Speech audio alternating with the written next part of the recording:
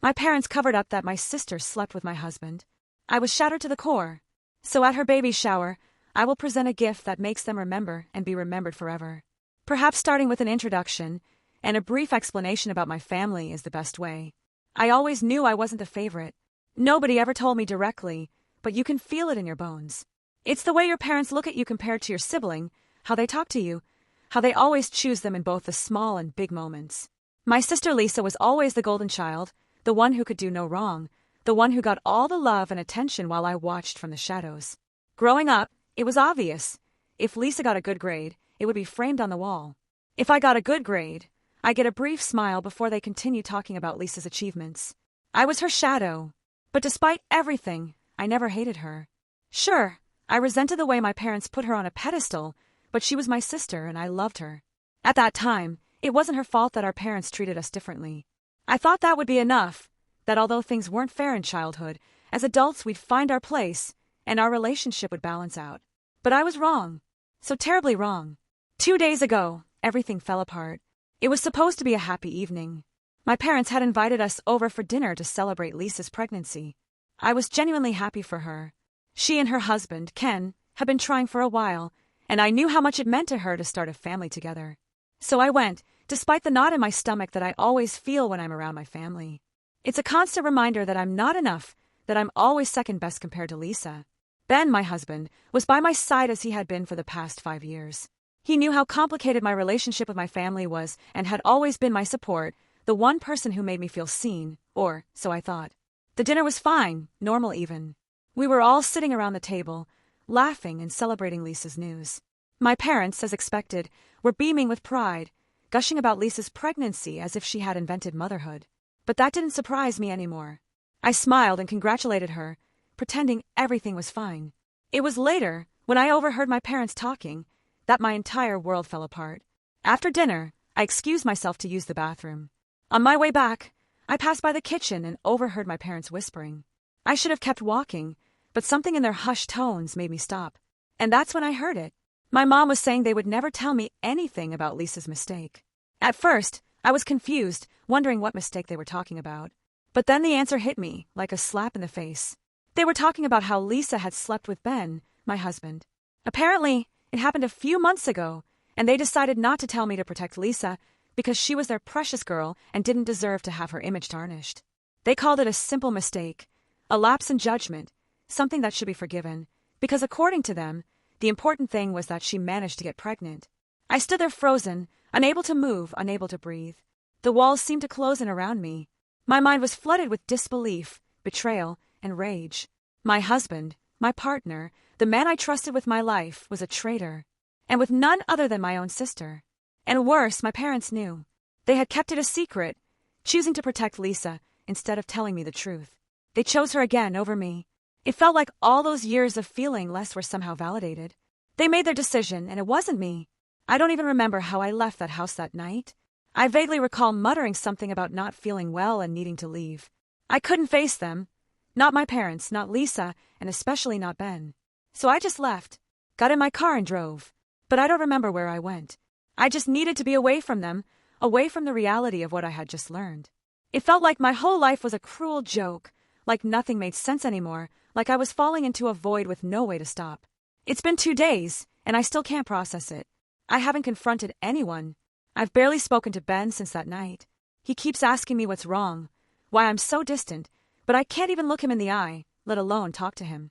Every time I see him, all I can think about is him with her, my sister. How could he do this to me? How could she? And how could my parents hide it? As if it didn't matter, as if I didn't matter. I keep replaying that conversation in my head, hearing my parents say Lisa's mistake shouldn't ruin her life, that it was just a slip. But what about my life? My marriage? Does that not count? Do I not count? It feels like I've been erased, like I'm a secondary character in a story that should be mine. But somehow, it's always about Lisa. No matter what she does, no matter how much she hurts me, they will always protect her. And here I am, picking up the pieces, trying to figure out how to move forward when everything I thought I knew has been turned upside down. I don't really know what to do. I don't know if I should confront Ben and demand the truth, or if I should talk to my parents and tell them how much they've hurt me. I don't know who to face first. I don't even know if I have the strength to face Lisa. The thought of talking to her and hearing whatever excuse she might have for betraying me makes my stomach turn, but I can't keep living like this, pretending everything is okay when it's not. I can't keep the secret inside, letting it poison every thought, every moment. Part of me wants to scream at them all, to tell them how much they've hurt me and how much they've destroyed, but another part just wants to leave, to walk away and never look back. I don't know which part to listen to. I don't even know if there's a right choice here. All I know is that I feel completely broken, and I don't know how to put the pieces back together. I've spent my whole life feeling like I'm not enough, like I don't matter, and now after all this, it seems like that's been confirmed.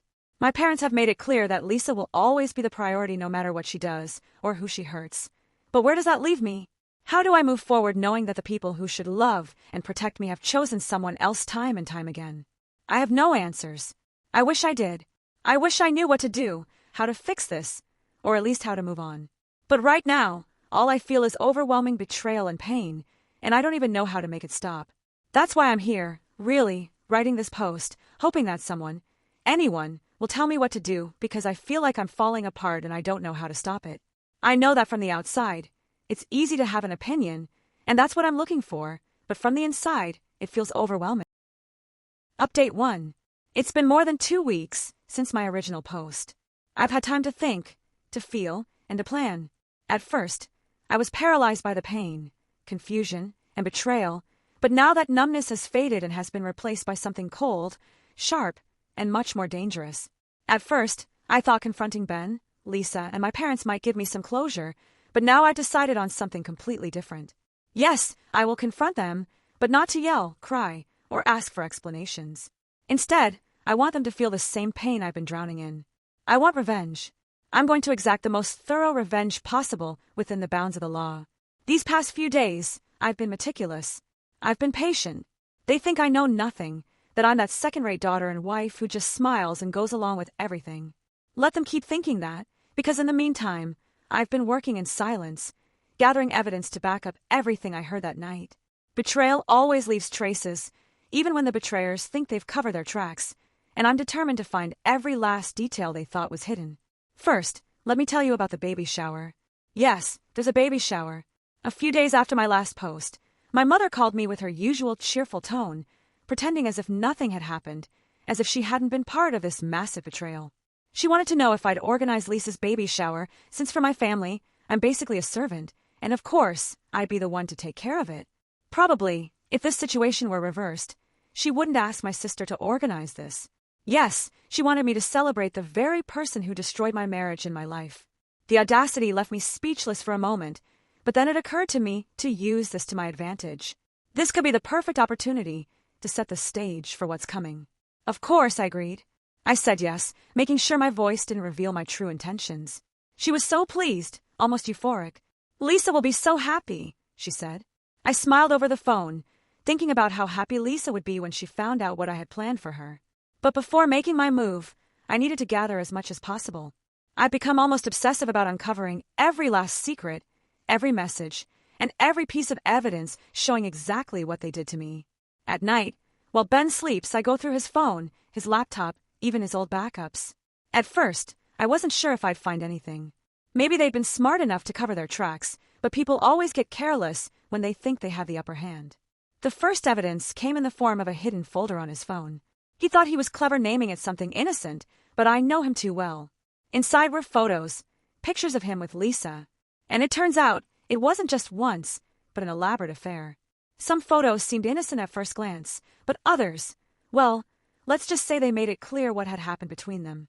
My stomach churned as I looked at them, but I didn't stop. In the following nights, I kept digging. Text messages, emails, old social media messages. I found conversations between Lisa and Ben, some from months ago, talking about how careful they'd been to make sure I didn't find out. Their words hurt, but they also fueled me. They were so casual about it, as if I were nothing more than an obstacle in their way. But the real bombshell came when I found messages between my parents and Lisa. My mother, in particular, had been actively helping to keep it all a secret. There were conversations about how Reed didn't need to know and about the importance of protecting Lisa's image. Lisa sent screenshots of these messages to Ben, assuring him that our parents were on their side and that they didn't have to worry about me finding out. I felt sick reading it. They didn't care that I'm their own daughter. All they care about is Lisa's reputation. I've saved everything. Every photo, every message, every piece of evidence is now carefully stored on my device. I've backed it all up just in case. I'm not going to rush. I'm going to wait for the perfect moment to act. Maybe at the baby shower, maybe afterward. But I'll make sure that when it all falls apart, it falls apart hard. They won't know what hit them. Update 2. It's been about a week since my last update, and there's so much I need to share, although I'm not sure where to start. The events of yesterday feel like they played out in a dream, or maybe a nightmare. It depends on who you ask. I spent the day at Lisa's baby shower, playing the part of the perfect hostess, while hiding the storm brewing inside me. The facade was carefully crafted. I was the supportive sister, the cheerful daughter, the obedient wife. Everyone was there, family, friends, and Lisa's husband, none of whom knew about the storm about to be unleashed. The celebration itself was an elaborate event, and my mother, unsurprisingly, was practically bursting with pride, ensuring everything was perfect for little Lisa. My parents had no idea the real gift was coming, and it was from me. A gift that would shatter the carefully constructed world they had built. I was acutely aware of my racing heart. I could feel my pulse, not from excitement, but from the anticipation of the chaos about to unfold. As the day went on, I engaged in light conversations, laughed at shallow jokes, and arranged the many baby gifts stacked on the table. The whole time, I was intensely aware of the ticking time bomb about to explode. I could see Lisa enjoying the attention. Her smile wouldn't last long, but the longer she thought she'd gotten away with it, the better for my revenge. The moment came when they cut the cake. Everyone clapped and congratulated her, and I felt my pulse race even more as I prepared to give Lisa her special gift. I told everyone it came from the heart, but deep down I knew it came from the depths of my pain. Then I stood up to address everyone, and the noise in the room fell silent. Lisa looked at me with a bright smile, visibly excited as she reached for the beautifully wrapped box. I had put effort into the presentation. Exquisite paper, a luxurious bow, all designed to create a sense of anticipation and make it seem like a very important gift, which it was. Everyone gathered around Lisa to get a closer look as she began to unwrap it. Inside were printed photos, shocking images of her and Ben in very compromising situations, intimate moments frozen in time, the kind of photos you wouldn't want your family to see. I had carefully chosen the most incriminating images, the ones that reveal their betrayal with undeniable clarity. Lisa's expression changed from excitement to confusion, and then to horror as she processed the contents of the box. The atmosphere in the room shifted when people realized what was happening and the implications of the photo for everyone involved, Lisa, me, and my husband. But I wasn't done. As the murmurs began and people started asking questions to either Lisa or me, I unveiled decorative curtains that display the same photos, enlarged and arranged in a striking format. The truth was now exposed for everyone to see, a gallery of betrayal capturing the affair that had shattered my life. Lisa's face turned pale, the blood draining from her cheeks, leaving her looking ghostly. Her hands trembled as she struggled to grasp what was happening. My parents instinctively tried to intervene, but I wasn't going to let them silence me. I took a deep breath and let the words flow. I revealed the entire affair, detailing how they had helped cover it up and how they pretended everything was fine while Lisa betrayed me with my husband. Lisa's husband, completely shocked, stormed out of the room, yelling at her, calling her a traitor, and expressing disbelief at how she could have done all this. It was likely a similar expression and feeling to what I experienced when I discovered the entire ordeal. My parents were left speechless, unable to defend their golden child. This time, the world they had so carefully built around Lisa was crumbling piece by piece as I unveiled the chaos she had orchestrated. Standing there in the middle of the crowd, I felt something strange, a sense of release washing over me. Some people approached me to offer comfort, but I didn't need any of that at the moment because I had done what needed to be done. So I took my things and left. Update 3. It's been 2 weeks since the baby shower drama, and the fallout has been nothing short of catastrophic. After exposing everything, I immediately left the party to avoid any further chaos, but of course it didn't end there. Lisa's friend, now her ex-friend, reached out to me a few days after the incident. She was absolutely appalled by what she witnessed and couldn't believe how Lisa could betray her own sister with her husband. She admitted she was still in shock and asked me how she could check her own husband's texts. I couldn't help but tell her to dig deep. If she suspected something, she needed to know the full truth. Once I left the party, all hell broke loose. The situation quickly escalated into a complete nightmare. Lisa's husband's family was furious, which led to a screaming match that spiraled out of control. Insults were hurled, and things turned physical. I never thought I'd witness something like this, But Lisa's father-in-law actually punched my dad in the face, and her mother-in-law didn't hold back either. She grabbed my mom by the hair and pulled her. It was like something straight out of a movie, but unfortunately, this was real life. The violence was shocking, and I think the only reason Lisa wasn't harmed physically was because of her pregnancy. Everyone seemed to have an unspoken rule not to touch her. The entire ordeal felt like a surreal blur, but the aftermath continued to be a nightmare. The violence and chaos at the party were just the beginning of an endless domino effect.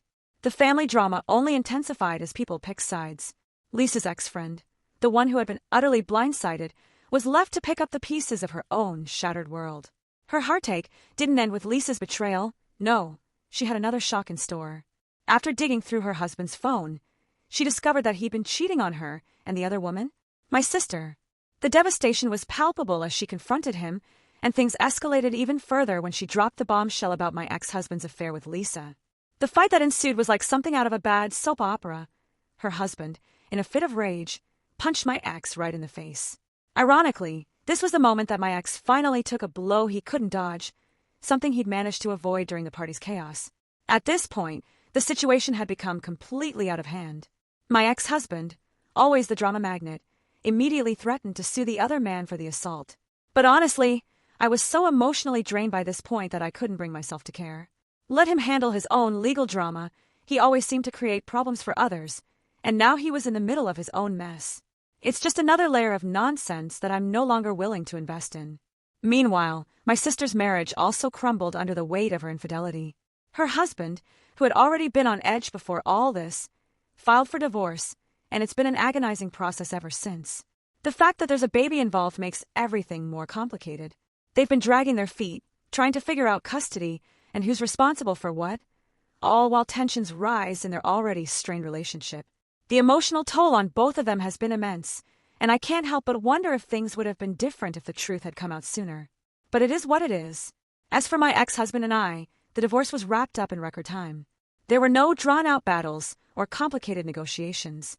We split the assets in a way that seemed fair enough, and no, there was no need for spousal support. Honestly, I didn't want anything from him except for him to get out of my life. And he did. The look on his face when I had all his things packed up and sitting on the front lawn was something I'll never forget.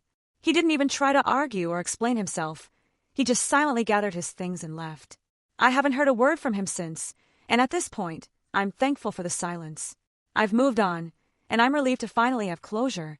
The silence from my family has been deafening. It's clear now that Lisa is their priority, not me. They've rallied around her, offering support and comfort as if she's the victim in all this. It's hard not to feel the sting of abandonment, but at the same time, I've come to terms with it. I've made peace with the fact that the family I thought I could rely on has shown me their true colors. They've chosen her over me, and that's something I can't change. I don't expect an apology from anyone involved. I'm not holding my breath. I've distanced myself from the toxicity, and although the pain still lingers, I'm learning to let go.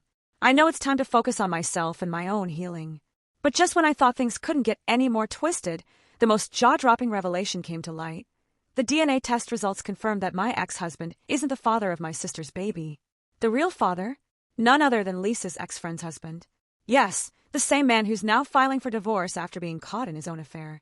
It's like this entire situation is one long, never-ending train wreck, and I'm just an observer at this point. I honestly didn't see that coming. It's so outlandish, so absurd, that it's hard to even process. But it explains a lot. It's one more betrayal in a long line of them, and now my sister and her husband are stuck in the aftermath of a paternity crisis on top of everything else. As for me, I'm done. I've detached myself from the drama, from the hurt, from the lies. I don't expect any of these people to apologize or make things right. I've given up on them, and I've accepted that I'm better off without their toxic influence. It's exhausting, but at the same time, it's kind of liberating. I've watched the chaos unfold around me, and I'm just letting it consume them while I focus on my own healing and moving forward. I can't keep dragging myself through this mess anymore. The emotional weight is too much, and it's time for me to let go and rebuild my life. Update 4. First, let me clarify something because it seems some people didn't catch the sarcasm in my last update. When I said I gave my family the benefit of the doubt, I was being sarcastic. No, I don't think they've ever truly cared. And even if there hadn't been a scandal of this magnitude, they still wouldn't have bothered to reach out. Moving on to the update. My sister has ended up moving back into our parents' house. Why? Well, the biological father of her baby decided not to stay with her, and while he's been unfaithful, I understand the decision. Staying with someone as untrustworthy as my sister sounds more like a punishment than a reward. So alone, and with a baby, she returned to the only place where she seems to still be welcomed with open arms, our parents' house. As for my sister's divorce, it concluded in a favorable manner for my ex-brother-in-law. The house they shared was sold, and he doesn't have to pay either child support or spousal support. I think this was the best-case scenario for him. Now, he can walk away from this whole mess without any financial or personal ties to my sister. It's like life gave him a one-way ticket out, and I can't imagine a better ending for him. Lisa's ex-friend has also finalized her divorce, and in terms of peace and counting the punches, it seems things have settled down. Although, with everything that has happened, it's clear that many people in this story are still deserving of another punch. For now, the physical dramas have ceased, but the memories will remain engraved in the minds of everyone involved and some on their faces.